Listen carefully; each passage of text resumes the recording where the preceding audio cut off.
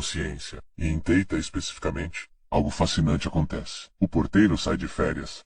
A mente crítica se dissolve. E o que você experimenta nesse estado é receptividade pura. É por isso que crianças pequenas, que passam muito tempo em Theta, absorvem informações com uma velocidade absurda. Elas ainda não desenvolveram os filtros. Elas aceitam, elas incorporam. E você, adulto, acessa esse mesmo estado todas as noites. Por minutos preciosos antes de mergulhar no sono profundo, você está em Theta altamente sugestionável, altamente programável. Os antigos sabiam disso intuitivamente. Eles não tinham eletroencefalogramas, mas eles sabiam que existia um momento limiar entre vigília e sono, onde a mente se tornava porosa, onde orações, mantras ou intenções sussurradas penetravam sem resistência. A ciência moderna chama isso de estado hipnagógico. E estudos mostram que informações processadas nesse estado têm taxa de retenção muito maior do que informações processadas em vigília plena, porque não há debate interno, não há.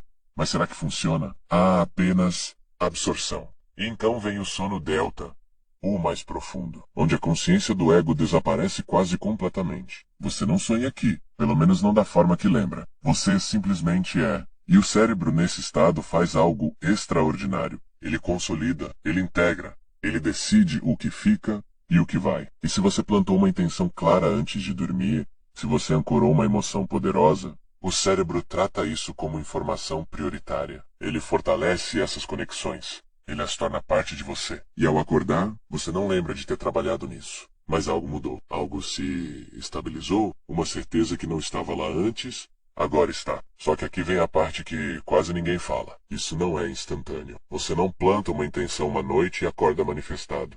O cérebro precisa de repetição. Ele precisa ver o mesmo padrão múltiplas vezes para decidir que é relevante. É por isso que rituais noturnos funcionam, não pela magia de uma única noite, mas pela acumulação, pelo reforço contínuo, pela insistência em dizer ao seu subconsciente, noite após noite, isso importa. E, eventualmente, o subconsciente responde. Ele reorganiza prioridades, ele ajusta percepções, ele faz você notar oportunidades que sempre estiveram lá, mas que você estava programado para ignorar. E é aqui que tudo se torna perturbador de novo. Porque se você não está fazendo isso intencionalmente, está fazendo acidentalmente.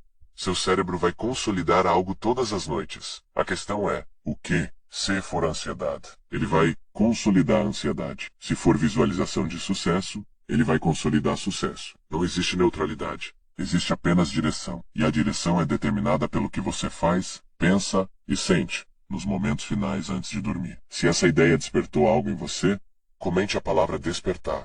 Como transformar seus sonhos em ferramentas de manifestação prática. Diários de sonhos não são apenas registros poéticos. Eles são feedback loops. Quando você acorda e, imediatamente antes de fazer qualquer outra coisa, escreve o que lembra, você está enviando um sinal claro ao seu subconsciente. Eu estou prestando atenção. E o subconsciente responde, atenção. Ele começa a oferecer mais.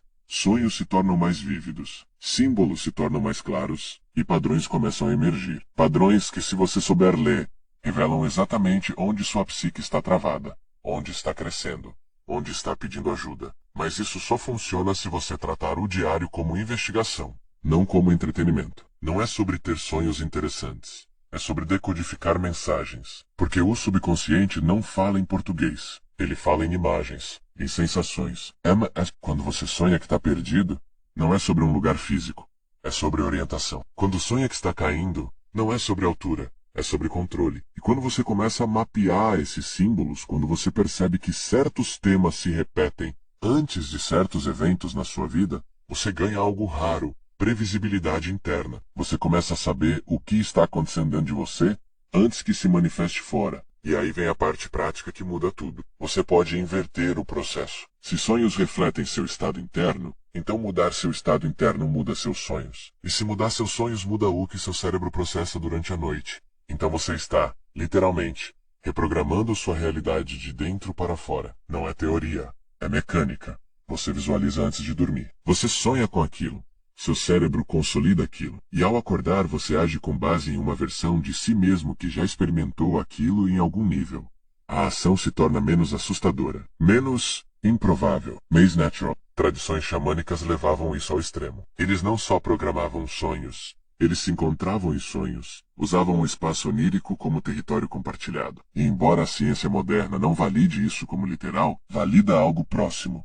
Quando você dorme pensando em alguém, especialmente com intenção emocional forte, você frequentemente sonha com essa pessoa. E se duas pessoas fazem isso simultaneamente, ambas focadas uma na outra antes de dormir, as chances de sonharem uma com a outra aumentam.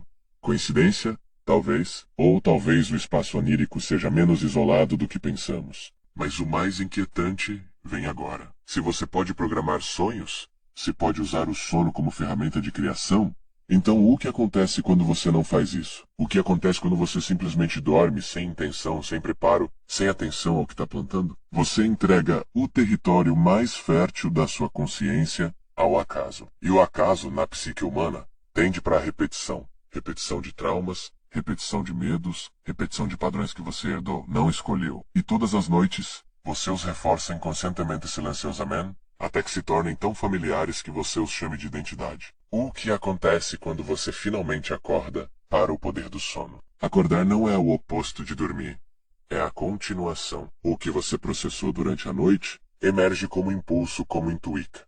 Como clareza súbita que você não tinha no dia anterior. E se você programou bem, se você plantou intenções conscientes, o que emerge é alinhado com o que você quer criar. Mas se você não programou, o que emerge é alinhado com o que você teme. E a maioria das pessoas vive a vida inteira sem perceber que estão manifestando medos, não desejos, porque nunca olharam para o que estão plantando todas as noites. Então, o que muda quando você finalmente assume controle? Primeiro, você para de acordar cansado emocionalmente, porque sono reparador não é só sobre horas, é sobre qualidade de processamento. Se seu cérebro passa a noite inteira tentando resolver problemas que você não resolveu de dia, você acorda exausto. Mas se você resolve emocionalmente antes de dormir, se você entrega intenções claras e depois solta, seu cérebro trabalha de forma eficiente. E você acorda com energia, com foco, com direção. Segundo, você para de duvidar da sua intuição, porque você sabe de onde ela vem. Não é sorte, não é acaso. É processamento noturno consciente. É o resultado de semanas,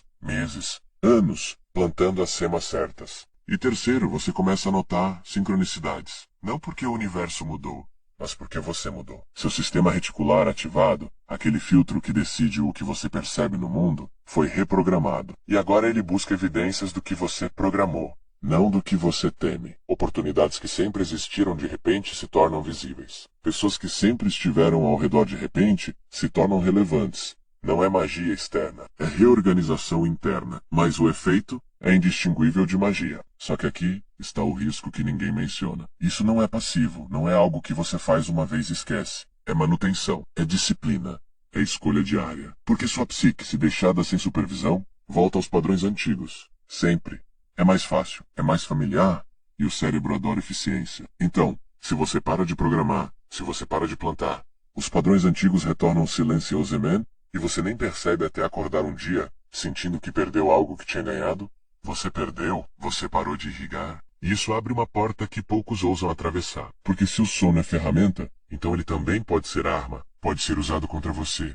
Por você mesmo, quando você planta medo, ou por influências externas, quando você consome conteúdo destrutivo. Antes de dormir, propaganda funciona melhor à noite. Condicionamento social funciona melhor à noite, porque seu porteiro está ausente. E o que entra, fica. Então, a pergunta não é se você vai usar o sono como ferramenta. A pergunta é, quem está segurando a ferramenta? Você, ou que quer que você tenha consumido antes de fechar os olhos. Se essa investigação faz sentido para você, comente a palavra semente. E se você sentiu que isso conecta pontos que você já intuía, compartilhe. Porque consciência sobre o sono é consciência sobre criação. E quase ninguém está falando disso.